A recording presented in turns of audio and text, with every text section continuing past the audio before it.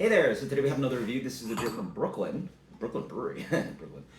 This is their Brooklyn Lager. So this is, oh geez, not even that fresh. Oh, they probably have a 6 month plus buy on that. Pretty interesting. Almost like 100 days. Yeah, for a 6 month plus buy. Huh, pretty good. This is good for another 3 months. So yeah, Brooklyn Lager. It's been a while since I've had it. I mean, it's such an iconic beer. I mean, it used to come in the cans with. I mean, they've kept the B and the most of the design, but it obviously looks different than it used to, especially on this side. I mean, you see that it's got different font and descriptions, all this other stuff, and now it's a can too, gold top can. So yeah, Brooklyn Lager, Amber Lager. I think they used to call it Vienna style lager or something like that, right? I forget. Anyway, we're lost a little bit here, but they obviously with the loss of an amber ale like Fat Tire, the reformulation of Sam Adams, Boston Lager. There ain't too many amber lagers out there, right? You gotta like Dos Equis Amber or something. I don't know. What do you guys drinking that are amber lagers out there? Ain't too many out there, but Brooklyn Brewery still holding strong. I actually don't know if they've reformulated this recipe because obviously a lot of brands have. So they call it amber lager, 5.3%. Dry hop, bold, tasty, iconic. Well, definitely iconic. Especially being from New York, like just Brooklyn Brewery was everywhere. Brooklyn IPA, Brooklyn Lager, the Winter Ale of Summerfest, Brooklyn Black Chocolate. Even the funny ones. They had a couple bombers out there. They had Sriracha Ace Saison. They had two Belgian ales, dark and light, dark and golden. So just it's iconic brewery. I mean, they moved into Brooklyn it's such an interesting story. If you guys are curious, I don't know if Brooklyn probably Brooklyn was a big brewery for you, but still at some point was a decent sized regional brewery. And the history of that brewery is pretty cool because Williamsburg is now obviously hip and cool, but when they moved in, it was not nice. So, and I think they've actually changed locations. Interesting. Yeah. Actually, used to give brewery tours at Brooklyn Brewery, working for a brewery tour company. So anyway, beer. Stop talking to her. Beer comes in a light amber color, crystal clear, quite nice. Yeah, it looks really good. Ruby, yeah, strawberry color. Yeah, light tan head. Very nondescript nose. It actually doesn't smell very great. It's a little bit musty.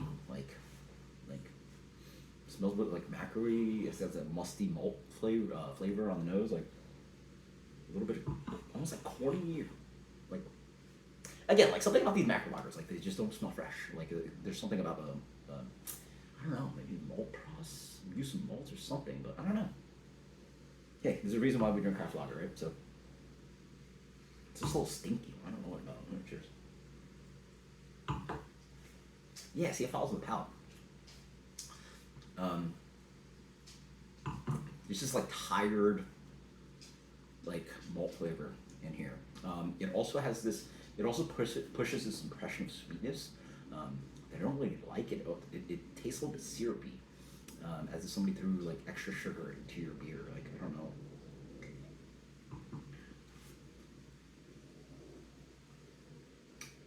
It's not a very flavorful beer, and it's everywhere. But I feel like I like this beer way more before. Critically drinking right now, it is not enjoyable. I easily would have guessed this was a Bud Amber. I think they actually made that product, but a macro amber or something like a mimic of craft lager that's darker in color. And honestly, for the big brands, it's always color. It's not really malts that are giving the color. But here, I actually had a little bit of tan on the head. So one of the tricks you can do is just look at the color of the head, because coloring.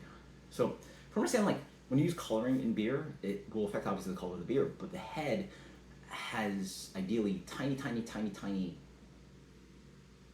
particles from the actual malt you use. So if you're using a small percentage even of roasted malts or crystal malts, caramel malts, you're going to influence the color of the head because that ingredient was actually used in the color, the creation of beer. Here, I don't think it's maybe, I doubt it's maybe caramel coloring, but it just don't taste very good. It just doesn't pass the taste test. It full blind, I would have guessed it's some kind of macro lager. It has a little bit more malt character to it, a little bit body, a little bit fatter. So I'd have a hard time figuring out what the beer was. But for something that's supposed to be like crushable, because that's sort of the goal, right? Like even if you watered it down, it's supposed to be crushable. Like yeah, yo, oh, is it Best Buy? Yeah, 3 more months. So it's not even old, but it almost tastes like old and tired. I don't know.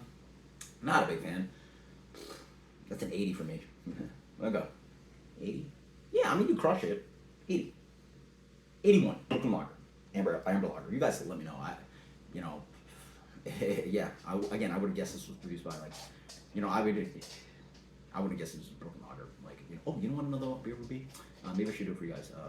Blue Point Toast Lager. Amber Lager out there. But anyway, New York based as well.